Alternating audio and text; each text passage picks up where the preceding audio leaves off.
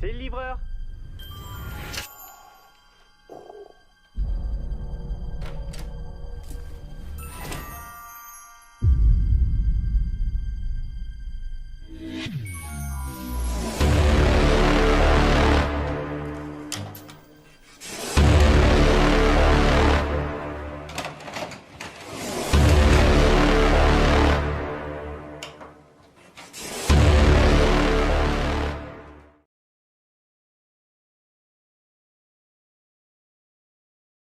Mais du côté de Metz, il manquait le gardien de but Etor et également Abdel Kimo, le meilleur buteur du championnat, ce qui explique peut-être le manque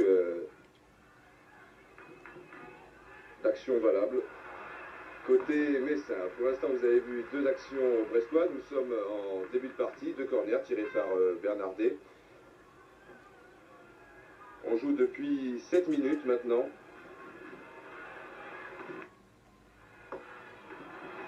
Une mauvaise passe là de Pardo pour Bernardet et regardez, là c'est très percutant avec l'arrière droit Tis, l'arrière droit de Metz qui continue, il est poursuivi par Goba, il crochette bien Kédier et malheureusement il avait le but grand ouvert devant lui, mais il se trouvait sur son mauvais pied.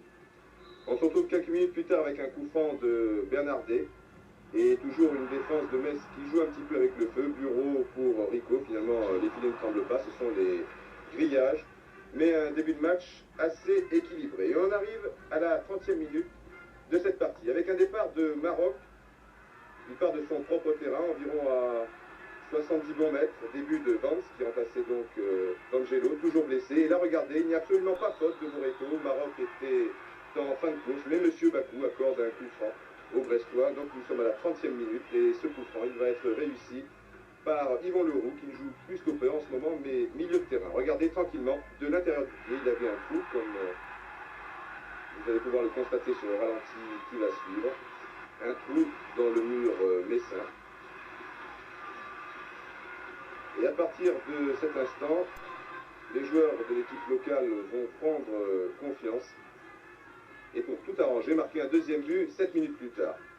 Toujours sur un contre.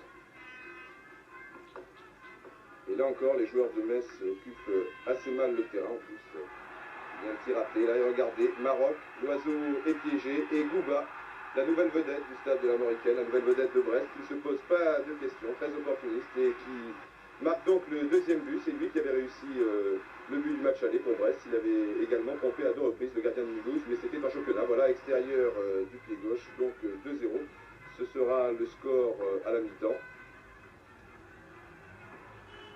Et Metz sera bien près même d'ajouter un troisième but. Regardez Bernard Bureau, il a pris confiance en lui maintenant, ce qui n'était pas le cas lorsqu'il était au Paris Saint-Germain. Voilà, il est sur son mauvais pied.